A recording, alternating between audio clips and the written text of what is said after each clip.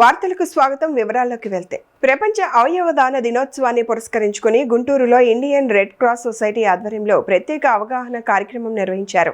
ఈ కార్యక్రమానికి రాష్ట్ర వైద్య ఆరోగ్య శాఖ మంత్రి సత్యకుమార్ యాదవ్ ముఖ్య అతిథిగా హాజరయ్యారు. మంత్రి రాక సందర్భంగా Indian Red Cross Society chairman Y D Rama Rao, జిల్లా వైద్య ఆరోగ్య శాఖ అధికారి డాక్టర్ విజయలక్ష్మి ఘనంగా స్వాగతం పలికారు. అవయవ దానంపై ప్రజల్లో చైతన్యం పెంపొందించడం, మరణానంతరం అవయవ దానం ద్వారా అనేక మంది ప్రాణాలను కాపాడవచ్చనే సందేశాన్ని ఈ కార్యక్రమం ద్వారా ప్రజలకు తెలియజేయవచ్చునన్నారు. I gave him, do you have postal code? I said, I don't have postal code, but I can give you my phone. Phone చేసి location, I can give you location అని చెప్పి ఫోన్ చేసి గూగుల్లోకి వెళ్ళి లొకేషన్ ఓపెన్ చేసి చేతికి ఇచ్చారు. వాడు చూసుకున్నాడు, yeah I got it man అని చెప్పి ఫోన్ వెనక్కి ఇచ్చాడు. వెనక్కి ఇచ్చినప్పుడు ఏమైంది, ఈ బటన్ ప్రెస్ అయ్యి స్క్రీన్ సేవర్ ప్రాపప్ అయింది. స్క్రీన్ సేవర్లో నేను ఒక వ్యక్తితో షేక్ హ్యాండ్ తీసుకుంటా, ఫోటో ఉంది. వాడు ఫోన్ ఇచ్చేసాడు. ఇచ్చి మళ్ళీ man give me that phone back అన్నాడు. నేను అడిగాను, వై అంటే, no I just want to see అన్నాడు. You are seeing, you want location again అన్నా. No I got the location, but I want to see the photo on your phone అన్నాడు. అంటే నేను ఈడేంద్రా ఏం అడుగుతున్నాడు అని అనుకుని చూస్తున్నా ఫోన్ని. వాజ్ దట్ మిస్టర్ మోదీ అని యువర్ ఫోటో అన్నాడు. నేను చెప్పా ఆన్ యువర్ ఫోన్ అన్నాడు. ఎస్ అన్నా. అంటే వాడు give me that, let me have a look at it అన్నాడు. నా పక్కన ఉన్న ఫ్రెండు నా చేయి పెట్టుకొని, అన్నా ఫోన్ ఇవ్వద్దన్నా, వీడు ఫోన్ తీసుకొని పారిపోతే ఎట్లా అన్నాడు. నేను ధైర్యంగా ఫోన్ తీసుకొని పారిపోయాడు బాబు, 50,000 రూపాయల ఫోనే కదా, వాడు పారిపోయే క్రమంలో కారు వదిలిపోతారు కదా, 20 లక్షల కారు తీసుకొని మనం ఇండియాకి పారిపోదామని ధైర్యంగా ఫోన్ ఇచ్చా. ఫోన్ తీసుకున్నాడు. తీసుకొని చూసి, యూ నో మిస్టర్ మోదీ అన్నాడు. I said yeah. ఎందుకంటే నేను how do you know him అన్నాడు. నేను బీజేపీ నేషనల్ సెక్రటరీ కూడా, దేశంలో 10 మంది ఉంటారు. నేను నా సైట్ చూసి నేను బీజేపీ నేషనల్ సెక్రటరీరా, సౌత్ ఇండియా నుంచి నేను ఒక్కడినేరా అంటే వాడు నమ్మడు. వీడు ఫేకుతున్నాడు రా, ఖచ్చితంగా వీడు డౌట్గా ఉన్నాడు అనుకుంటాడని, I'm worker of that party అని. యూ నో మిస్టర్ మోదీ అని. Yeah you are seeing the photo అంటే, okay but how do you know మళ్ళా, sir I told you I'm worker of that party అని. మళ్ళీ ఇట్లా చూసి, you shook hands of mister Modi అన్నాడు. అంటే ఫోటోలో కనిపిస్తుంది కదరా. Then he lean back towards me, stretched his hand and then asked me, man give me your hand. నా ఫ్రెండ్ ఈసారి మరీ కాస్త గట్టిగా చేయబట్టుకొని, వీడేందన్నా ఇంతసేపు ఫోన్ అడిగాడు, ఇప్పుడు చెయ్యి అడుగుంటున్నాడు, వీడేదో తేడాగా అడుగుంటున్నాడు, చెయ్యి ఇద్దన్నాడు. నేనన్నా, పోతే పోయిందిలే ప్రసాద్, ఫోనే తీసుకుపోలేదు కదా, చెయ్యి మాత్రం లాక్కపోతాడా, పోనీ నా చేతికి అయినా ఉంగరం కూడా లేదు కదా, ఏమైతే అయిందో చెయ్యి ఇచ్చా. వాడు నా చేయి పెట్టుకొని, man you shook the hands of mister Modi, let me Sheikh your hands, let me have the pleasure of shaking the hands of mister Modi, is a great leader, is a global leader, I salute him అన్న. తాడేపల్లిలోని వైఎస్ఆర్సీపీ అధ్యక్షుడు Jaganmohan Reddy party ఎమ్మెల్యేలు, ఎమ్మెల్సీలతో కీలక సమావేశం నిర్వహించారు. త్వరలో ప్రారంభం కానున్న అసెంబ్లీ, శాసన మండలి సమావేశాల నేపథ్యంలో ప్రజా సమస్యలపై గట్టిగా పోరాడాలని పార్టీ ప్రజా ప్రతినిధులకు దిశానిర్దేశం చేశారు. డిఎస్సి అక్రమాల నుంచి రైతుల సమస్యలు, ఫీజు రీయింబర్స్మెంట్ బకాయిలు, పీపీపీ విధానం, బీసీ నాయకులపై నమోదైన కేసుల వరకు పలు అంశాలపై ప్రభుత్వాన్ని నిలదీయాలని సూచించారు. డిఎస్సి వ్యవహారంలో సిబిఐ విచారణ జరపాలని, విద్యాశాఖ మంత్రి నారా లోకేష్ బాధ్యత వహిస్తూ రాజీనామా చేయాలని జగన్ డిమాండ్ చేశారు. ఫీజు రీయింబర్స్మెంట్, వసతి దీవెన బకాయిలను వెంటనే విడుదల చేయాలని, రైతులకు గిట్టుబాటు ధరలు, సాగునీరు, పంటల బీమా వంటి అంశాలపై మండలిలో బలంగా స్వరం వినిపించాలని పార్టీ సభ్యులకు సూచించారు.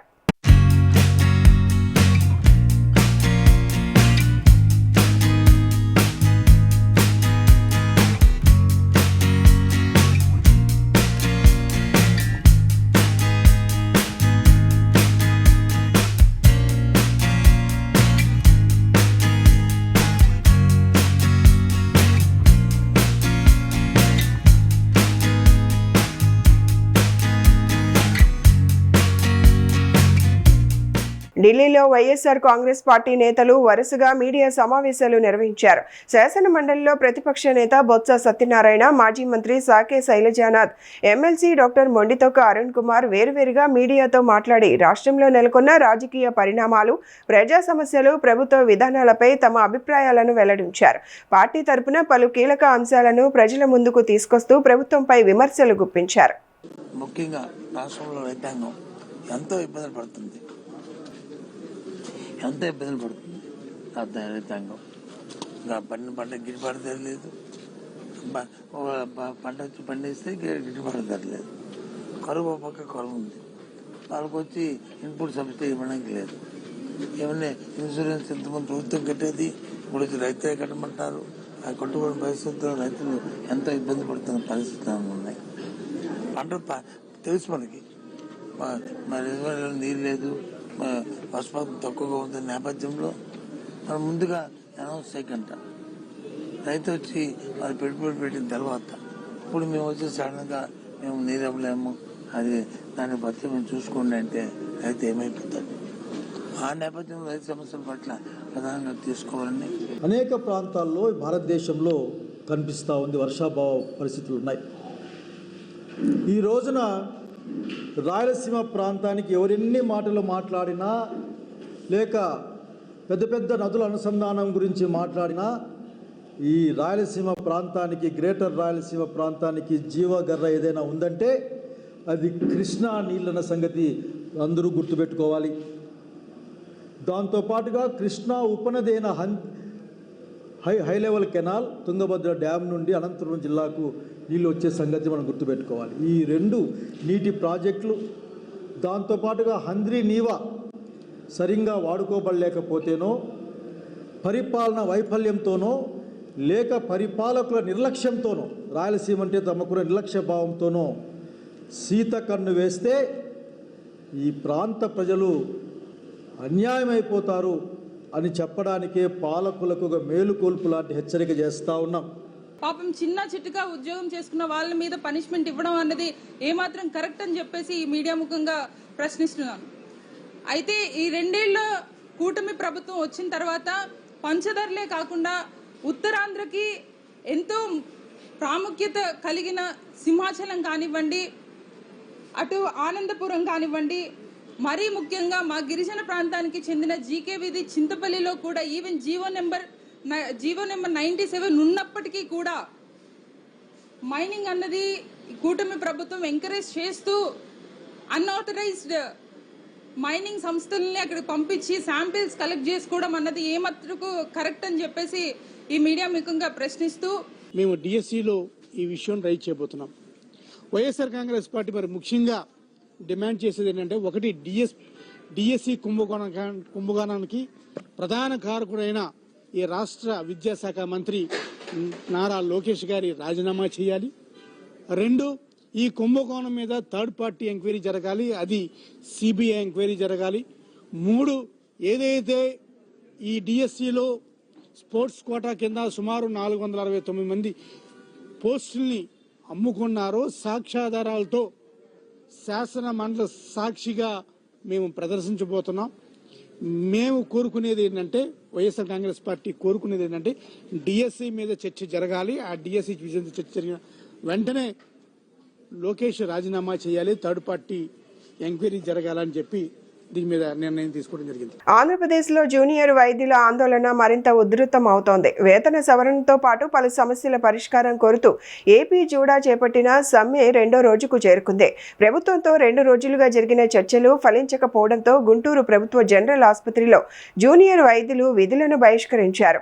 అత్యవసర సేవలు మినహా ఓపీ, వార్డులు, ఇతర సాధారణ వైద్య సేవలను నిలిపివేయడంతో రోగులు తీవ్ర ఇబ్బందులు ఎదుర్కొంటున్నారు. ప్రభుత్వం వెంటనే స్పందించి తమ డిమాండ్లను పరిష్కరించాలని జూడా నేతలు డిమాండ్ చేస్తుండగా, సమ్మె కారణంగా ఆసుపత్రి సేవలు స్తంభించి రోగులు ప్రత్యామ్నాయ మార్గాలు వెతుక్కోవాల్సిన పరిస్థితి నెలకొంది. ఈ నేపథ్యంలో ప్రభుత్వం జూడా మధ్య చర్చలు ఎటు దారి తీస్తాయన్నది ఆసక్తికరంగా మారింది. వారి డిమాండ్లు ఏమున్నాయో వాటిని పరిశీలిస్తాం. ముఖ్యమంత్రి గారితో, వైద్య శాఖ మంత్రి గారితో కూడా మాట్లాడి సాధ్యాసాధ్యాలను ఆలోచించి తప్పనిసరిగా ఏవైతే పరిష్కరించగలమో అవన్నీ తప్పనిసరిగా పరిష్కరిస్తాం.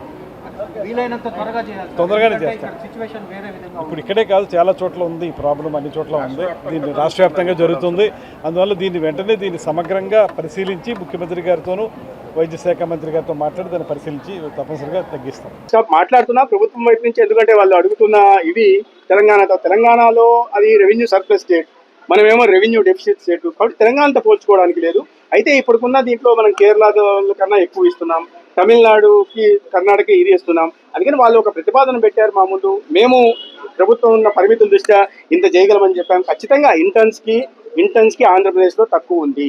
అదేవిధంగా పీజీ స్టూడెంట్స్కి కొద్దిగా మిగతా రాష్ట్రాలతో పాటు ఉన్నప్పటికీ ఇంటర్న్స్ తక్కువ ఉంది. అందుకని మేము ఇంటర్న్స్కి ఎంత ఇవ్వాలి, ఎంత పర్సెంటేజ్ పెంచాలి, పీజీ స్టూడెంట్స్కి ఎంత పెంచాలి, తర్వాత సీనియర్ రెసిడెంట్స్కి ఎంత పెంచాలి, సూపర్ స్పెషలిస్ట్కి ఎంత పెంచాలి అనే విషయం మీద మాట్లాడుతున్నాం.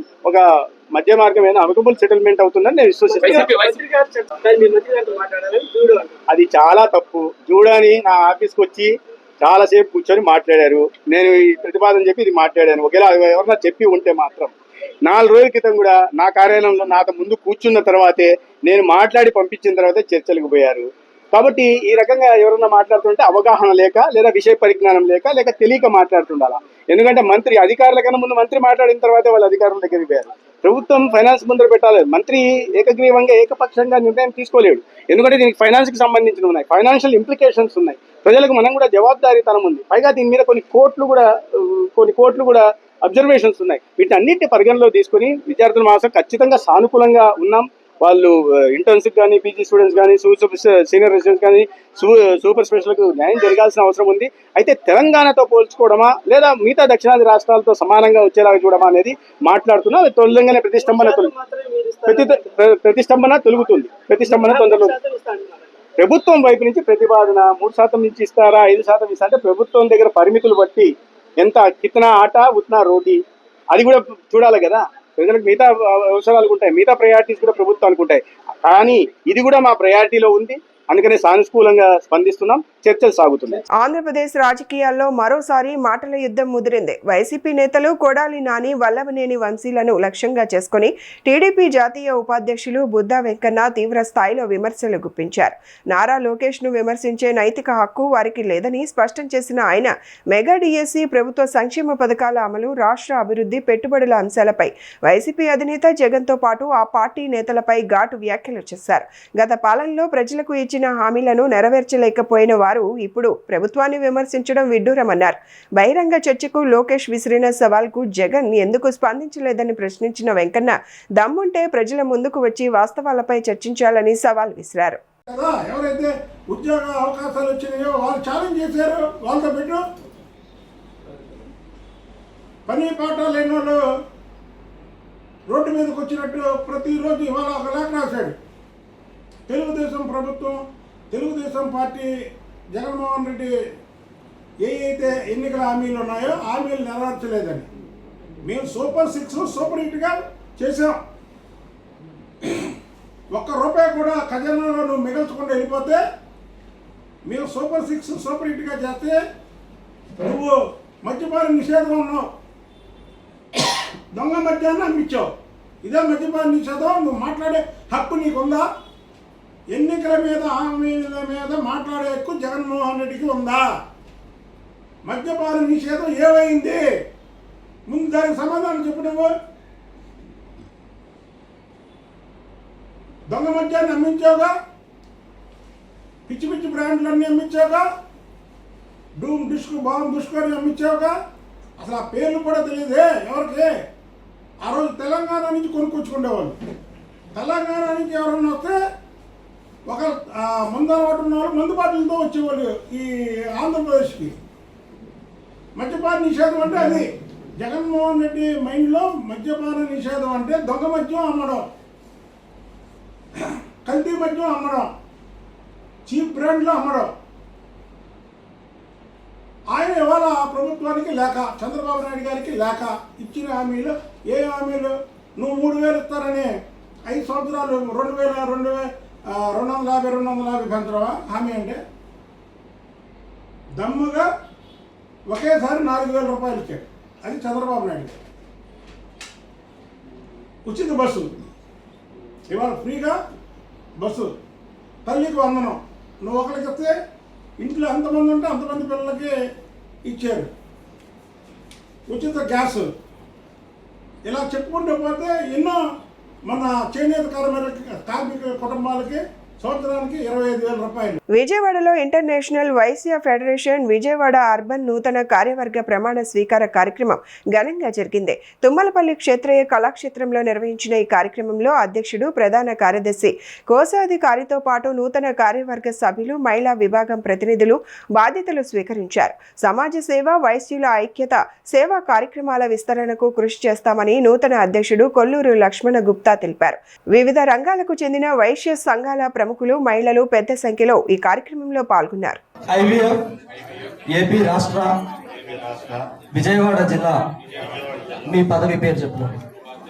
పదవిని అంగీకరిస్తూ సంస్థ నియమావళికి బద్ధుడనై ఐవీఎఫ్ కేంద్ర కమిటీ మరియు రాష్ట్ర కమిటీ ఆదేశాలు పాటిస్తూ అభ్యున్నతికి, రాష్ట్రంలో జరిగేటువంటి జిల్లాలోని వైశ్యుల సంక్షేమానికి, అభ్యున్నతికి నిరంతరం పాటుపడతానని, ఐవీఎఫ్ ప్రతిష్టకు శక్తివంచన లేకుండా కృషి చేస్తానని, ఐవీఎఫ్ను ప్రగతి పథంలో నడిపించడానికి నా సమయాన్ని, శక్తిని, నా యొక్క ఆర్థిక, సహకారాలు అందిస్తానని సభాసాక్షిగా మన ఆర్యవేశ్య కులదైవం శ్రీ వాసవి కన్యకా పరమేశ్వరి అమ్మవారి సాక్షిగా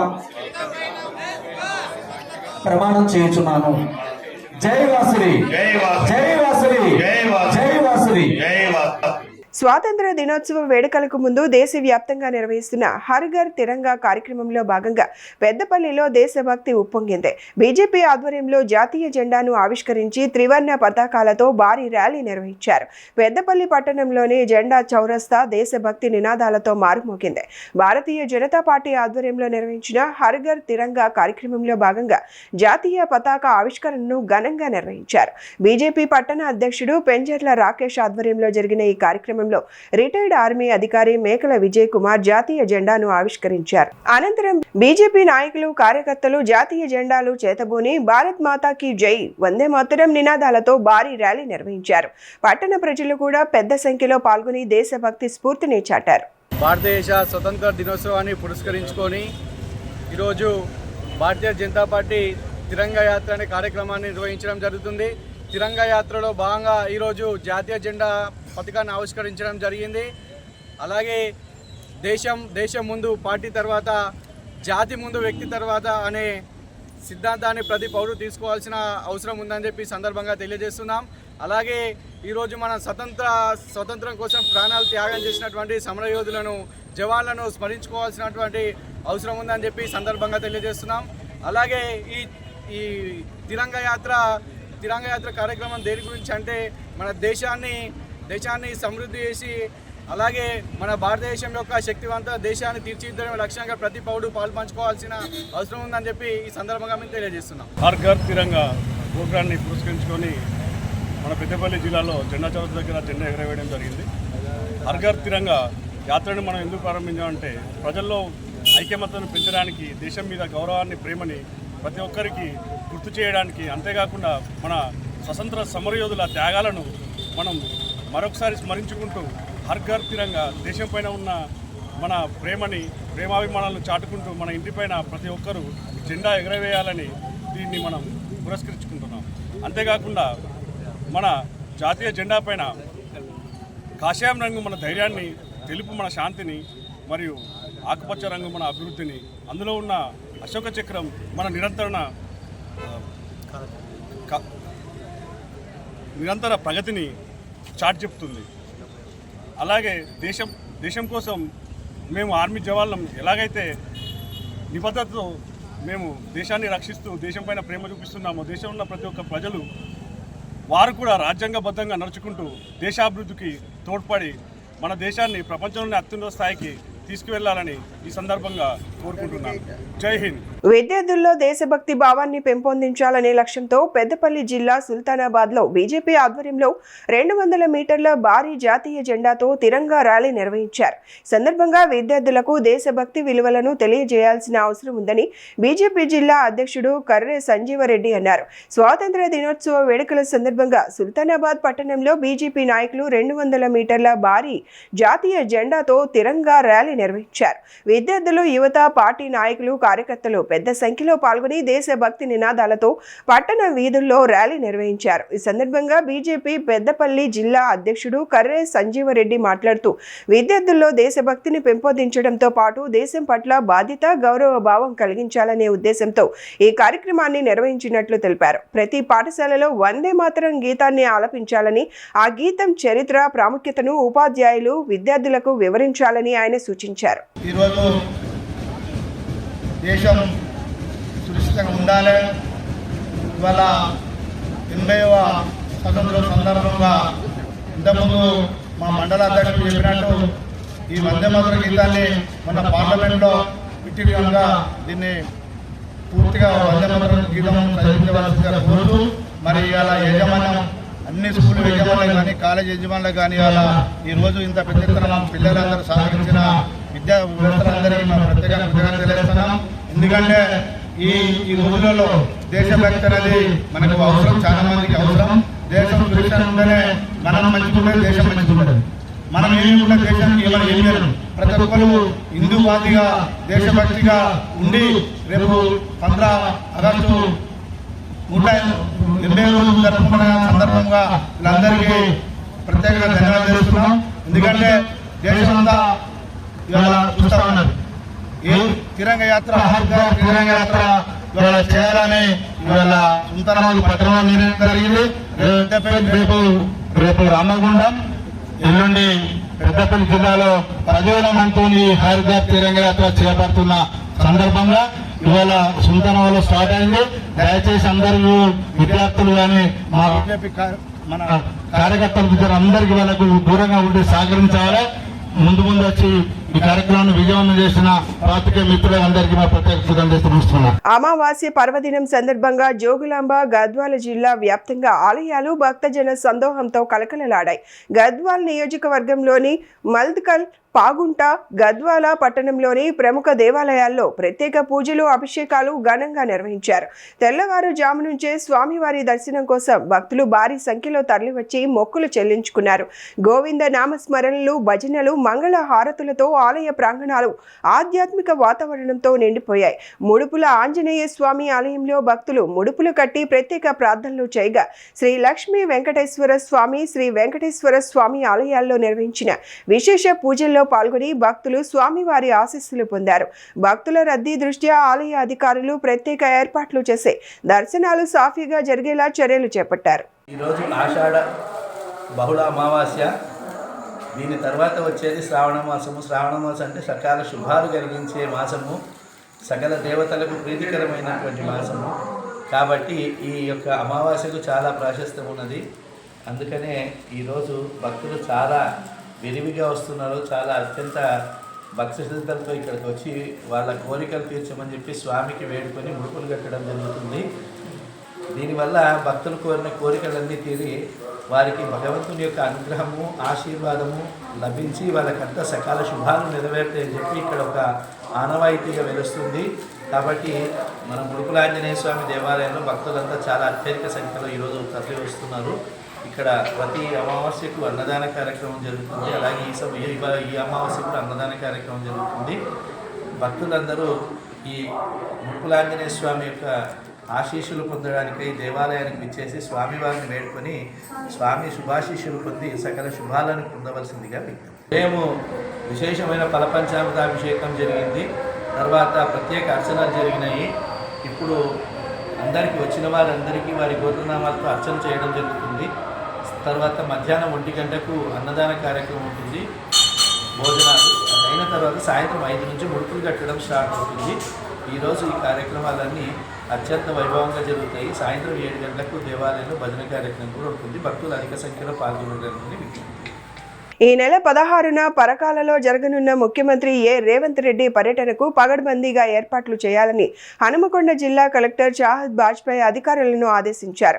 వరంగల్ పోలీస్ కమిషనర్ ఎన్ శ్వేతతో కలిసి హెలీప్యాడ్, సభా వేదిక, ఆసుపత్రి ప్రారంభోత్సవ స్థలం, పార్కింగ్, ట్రాఫిక్ భద్రతా ఏర్పాట్లను క్షేత్రస్థాయిలో పరిశీలించారు. సీఎం పర్యటనలో ఎలాంటి అసౌకర్యం కలగకుండా అన్ని శాఖల సమన్వయంతో పనిచేయాలని, ప్రజలకు ఇబ్బందులు లేకుండా అవసరమైన ఏర్పాట్లను ముందుగానే పూర్తి చేయాలని కలెక్టర్ స్పష్టం చేశారు. సీఎం భద్రతకు అత్యంత ప్రాధాన్యత ఇస్తూ సమగ్ర భద్రతా ప్రణాళిక అమలు చేయాలని పోలీస్ కమిషనర్ అధికారులను ఆదేశించారు.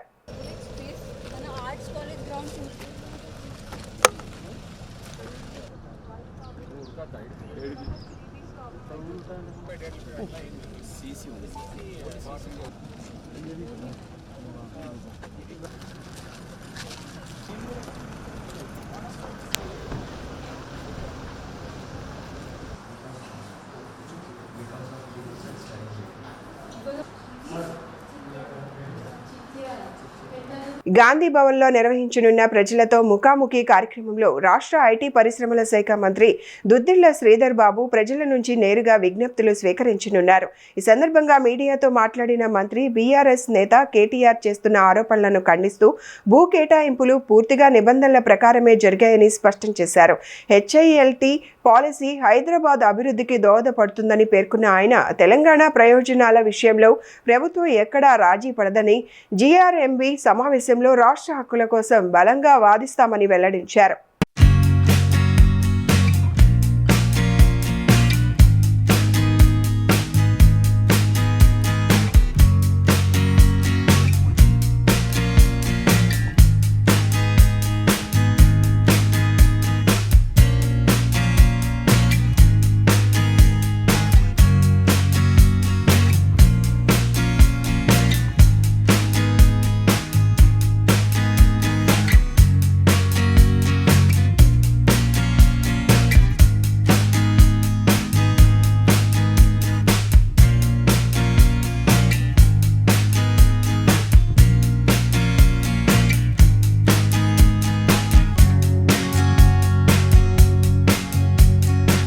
చిలకలూరిపేటలో నిర్వహించిన హర్ఘర్ తిరంగా సైకిల్ ర్యాలీని TDP zonal coordinator MLA Prathipati Pullarao ప్రారంభించారు. ప్రజలతో కలిసి జాతీయ పతాకాన్ని చేతబట్టి ఉత్సాహంగా ర్యాలీలో పాల్గొన్న ఆయన ప్రతి ఇంటిపై జాతీయ జెండా ఎగరవేయడం, ప్రతి భారతీయుడిలో దేశభక్తి, జాతీయ స్ఫూర్తిని పెంపొందించడమే హర్ఘర్ తిరంగా కార్యక్రమం లక్ష్యమని అన్నారు. ప్రధాని నరేంద్ర మోదీ నాయకత్వంలో దేశం వికసిత్ భారత్ లక్ష్య సాధన దిశగా వేగంగా పయనిస్తోందని, అదే సమయంలో ముఖ్యమంత్రి చంద్రబాబు నాయుడు నాయకత్వంలో ఆంధ్రప్రదేశ్ కూడా అభివృద్ధి పదంలో దూసుకెళ్తోందని ప్రత్తిపాటి పుల్లారావు పేర్కొన్నారు. ఎందుకంటే ప్రతి ఒక్కరిలో దేశభక్తి భావాన్ని పెంపొందించాలి, దేశమంతా ఐక్యంగా ఉండాలి, ప్రపంచ దేశాల్లో జరుగుతున్నటువంటి పరిణామాలను దృష్టిలో పెట్టుకొని ప్రతి ఒక్కరిలో ఐక్యతా భావాన్ని తీసుకురావాలి. ప్రతి ఒక్కరిలో దేశానికి నేను ఇచ్చామనేటువంటి భావన ప్రతి ఒక్కరికి కలుగజేయాలి. అదేవిధంగా అన్ని మతాలు కలిసి ఏ విధంగానైతే మనం భిన్నత్వంలో ఏకత్వంగా ముందుకు నడుస్తూ ఉన్నామో ఇది ప్రపంచ దేశాలు కూడా తెలియజెప్పాలి. ప్రపంచ దేశాలు ఈనాడు అతిపెద్ద ప్రజాస్వామ్యమైనటువంటి భారతదేశాన్ని చూసి ఈర్ష్యపడుతూ ఉన్నాయి. కనుక ఈరోజు బయట దేశాల్లో జరుగుతున్న యుద్ధాలను దృష్టిలో పెట్టుకొని దేశం మొత్తం ఐక్యంగా నిలబడాల్సినటువంటి అవసరం ఉంది. దేశం అభివృద్ధిలో ప్రపంచ దేశాలకు ఈరోజు రోల్ మోడల్గా ఉంది భారతదేశం. భారతదేశంలో ఆంధ్రప్రదేశ్ రోల్ మోడల్గా ఉంది చంద్రబాబు గారి నాయకత్వంలో. అందుకనే 2047 వికసిత్ భారత్గా వర్ధిల్లటానికి 2047 నాటికి ఆంధ్రప్రదేశ్ స్వర్ణాంధ్రప్రదేశ్గా చంద్రబాబు గారి నాయకత్వంలో ముందుకు వెళ్ళటానికి, అదేవిధంగా ప్రపంచ దేశాలకు నాయకత్వం వహించే స్థాయికి భారతదేశం ముందు వరుసలో ఉండేటువంటి దానికి, ఆర్థిక వ్యవస్థ కూడా బలోపేతమయ్యి ప్రపంచంలోనే నెంబర్ 1 స్థానంగా ఎదిగేటువంటి దానికి ప్రధానమంత్రి తీసుకునేటువంటి నిర్ణయాలు ఏ విధంగానైతే ప్రపంచంలో గుర్తింపు పొందుతున్నాయో ఆంధ్రప్రదేశ్లో చంద్రబాబు గారు తీసుకున్న నిర్ణయాలు భారతదేశానికి దిక్సూచిగా ఈనాడు ఆంధ్రప్రదేశ్ ముందు వరుసలో ఉంది. ఆ విధంగా చంద్రబాబు గారు చేసే ప్రతి ఆలోచన ఈ రాష్ట్రంలో యువతకి, నిరుద్యోగులకి తీసుకొచ్చేటువంటి పెట్టుబడులు భారతదేశంలో అత్యధికంగా ఆంధ్రప్రదేశ్ వైపు చూసేటువంటి విధంగా 25 లక్షల కోట్ల పెట్టుబడుల్ని ఆకర్షింపజేయటం ప్రధానమైనటువంటి స్పెషల్ అన్నమాట ఈరోజు ఆంధ్రప్రదేశ్కి. కడప జిల్లా ప్రొద్దుటూరులో కాంగ్రెస్ పార్టీలోకి చేరికలు కొనసాగుతున్నాయి.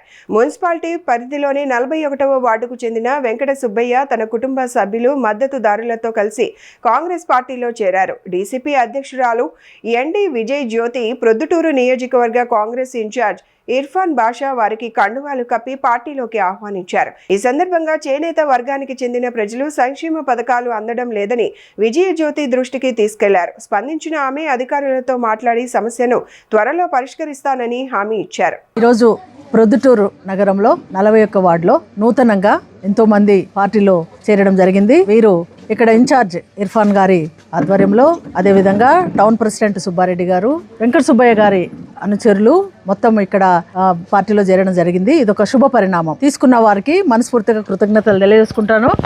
మంచి ఉద్దేశం, మంచిదమ్మా. మంచి పార్టీలో రావడము, చేరడం అనేది ఒక మంచి నిర్ణయం మీరు తీసుకోవడం జరిగింది. ఎందుకంటే ప్రస్తుతం ఉన్న పరిస్థితులలో మనకు కావాల్సింది కాంగ్రెస్ పార్టీ. గత 15 ఏళ్లుగా పాలన చూస్తా ఉన్నాం. ఏ వర్గానికి కూడా సరైన న్యాయం జరగలేదు. మన దేశము కులమతాలకు అతీతంగా అందరూ సమానంగా ఉండేటువంటి రాజ్యము, అందరూ సంక్షేమంగా ఉండాల్సినటువంటి భారతదేశంలో ఈ రోజు ఉన్నటువంటి ప్రభుత్వము గత 15 సంవత్సరాలుగా 3 టర్ములుగా ఉంటూ ఎవరికీ సరైన న్యాయం చేయలేదు. గతంలో కాంగ్రెస్ పార్టీలో ఏ మాత్రం తేడా లేకుండా బీసీలు, ఎస్సీలు, ఎస్టీలు, ఓసీలు అనే తేడా లేకుండా ఎవరైతే బలహీనంగా ఉన్నారో వాళ్ళందరికీ అనేక సంక్షేమ పథకాలు ఏర్పాటు చేసి సేవ చేయడం జరిగింది. రైతులకు కరెక్ట్ గా వారికి రుణమాఫీ చేయడం జరిగింది. విద్యార్థులకు, యువతకు ఉద్యోగ అవకాశాలు కల్పించడం జరిగింది. అంతే విధంగా వృత్తుల ప్రకారము వారి వృత్తుల ప్రకారము వారికి అమౌంట్లు కూడా ఇవ్వడం జరిగింది. కానీ ఇప్పుడున్న ప్రభుత్వం అయితే ప్రామిస్ చేసినారు కానీ రావాల్సినటివి ఇవ్వడం లేదు. మీకైనా వ్యూవర్స్ కి కానీ వాళ్ళకి ప్రామిస్ చేసిన అమౌంట్ కూడా రానియడం లేదు. యువతకు ఉద్యోగాలు కల్పిస్తామన్నారు, అది చేయలేదు. రైతుల రుణమాఫీ అంతంత మాత్రంగానే ఉంది. అన్ని రకాలుగా ఇటువంటి సంక్షోభంలో ఉన్న పరిస్థితులలో మనము భారతదేశ పౌరులుగా మనకు ఒక బాధ్యత ఉంది. ఏంటంటే సరైన ప్రభుత్వాన్ని మనం అధికారంలోకి తెచ్చుకోవాలా. మనకుండే ఆయుధం ఓటు హక్కు. ఈ ఓటు హక్కును కూడా దాన్ని దొంగలించడం జరుగుతా ఉంది. మన ఓటు మనం వేసుకోకుండా వేరే వాళ్ళు వచ్చి వేసుకునే విధంగా, చనిపోయిన వాళ్ళు వచ్చి వేసే విధంగా చేస్తా ఉంటే రాహుల్ గాంధీ గారు, మన కాంగ్రెస్ పార్టీ అధినేత, ప్రతిపక్ష నాయకుడు, లోక్సభ ప్రతిపక్ష నాయకుడు రాహుల్ గాంధీ గారు పెద్ద యుద్ధం లాగా చేసి అందరూ కాంగ్రెస్ పార్టీలంతా వీధుల్లోకి వచ్చి ఓటు చోరీ విధానాన్ని దాన్ని వ్యతిరేకిస్తూ అది ఒకటి తీసుకురావడం జరిగింది. ఈ వార్తలు ఇంతతో సమాప్తం. నమస్కారం.